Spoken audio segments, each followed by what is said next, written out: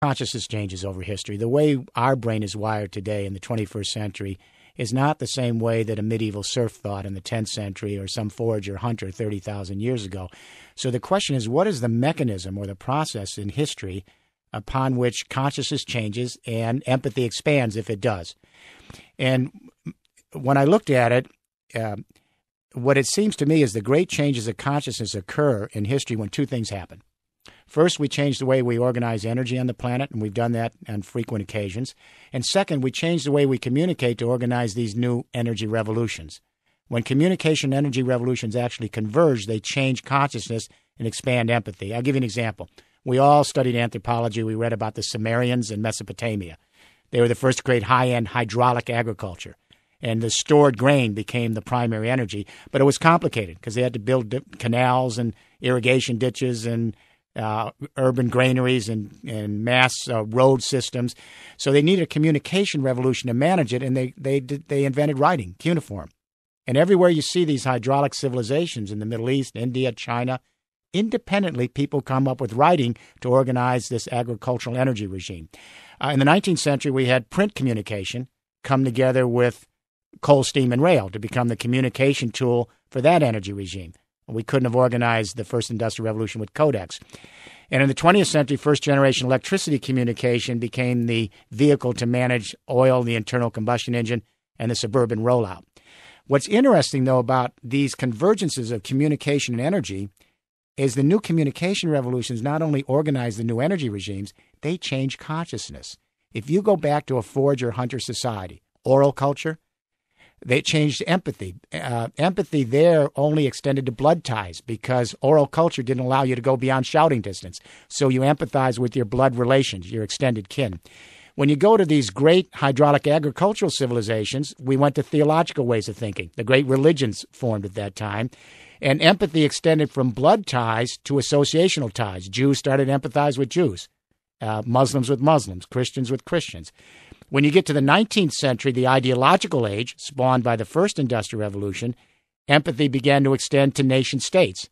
So Americans started to see fellow Americans as their extended families, and Germans started to see Germans as their extended family, and empathy again stretched.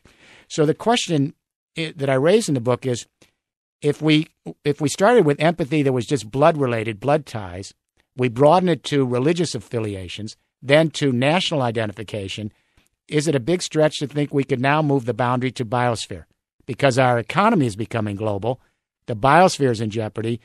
Could we find new ways to think about education, business, and governance that would extend consciousness and empathy to the entire planet? Well, we know, of course, that within families and within nations there's great divisiveness. We also know that if there's a trajectory moving forward where empathy is concerned, we've got all the horrors of the world that face us. We've got Darfur going on. We've had Rwanda. We have the Congo. I mean, so it goes. There's constant blowbacks. History is not an even path.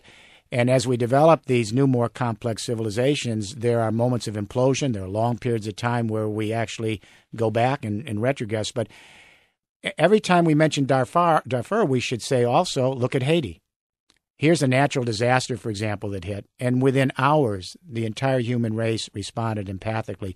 Had we been, as the Enlightenment philosopher said, simply utilitarian, rational, detached, calculating, pleasure-seeking, libido-driven, then I doubt whether we would have had a human response on that scale. So I think what we need to ask is, what is history? Our historians actually chronicle the pathological side of history because it's newsworthy. James Joyce said it best. History is a nightmare from which I'm trying to escape. Well, sure. And exactly right. He's right on target because the reason they chronicle the pathological parts of history is that they are not ordinary. So they get our attention. They're newsworthy. They become part of history. Wars, Holocaust, devastation. George Friedrich Hegel, the great German philosopher, said there's another history. He said happiness are the blank pages of history, because when people are happy and harmonious, it isn't something the historians chronicle. But in this book, and granted it's a long book, I go back and look at another part of history, the empathic evolution of history as consciousness has changed.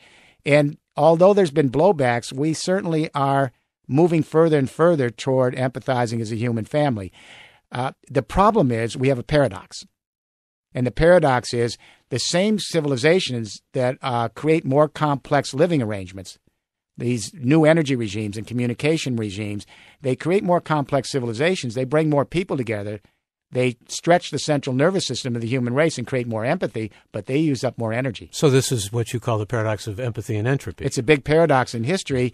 Today we live in this very interconnected, interdependent global economy, and certainly a younger generation is glimpsing biosphere consciousness. They're able to actually identify to their fellow human beings and their fellow creatures, but the same civilization is taking us to a depletion of our energy, massive climate change, and potentially our own extinction. So it's kind of bittersweet. We might be actually reaching the summit of our ability to actually think as Homo empathicus on a species level right at the time that the same forces are taking us down. Maybe too late. Maybe too late. Talking to Jeremy Rifkin, his new book is The Empathic Civilization, The Race to Global Consciousness in a World of Crisis. And you talk about 4 pillars here. Let's talk about those because they really are the centerpiece of what you have designed here. And really, talking about designs, in fact, sort of got into an architectural role for top government officials and CEOs who have signed on to your plan Yes. through the European Union. The European Union being maybe a paradigm for what you think could happen across continents. So let's talk about these 4 pillars. I mean, you've got, first of all, obviously different kinds of technologies, non-fossil fuel and moving in that direction, not relying upon fossil fuel. But also buildings as power plants. And this is a kind of notion, microgeneration notion that maybe a lot of people aren't familiar with. I want to get to that specifically, but also hydrogen, which we talked about with you. Let's talk about the microgeneration first, though, because that's a really important concept. And on scale, it almost boggles the mind in terms of trying to... It's extraordinary. What we see in the EU, I've been privileged to be with the EU over the last 10 years and was honored to do their third industrial revolution, third sustainability plan. It was endorsed by the Parliament in 2007, and we're rolling it out across the 27 member states. We see another convergence of communication and energy in history, a new convergence. We see the internet revolution, this distributed ICT revolution, now coming together and converging with a new energy regime, distributed energy. And when distributed information and communication technologies start to organize distributed renewable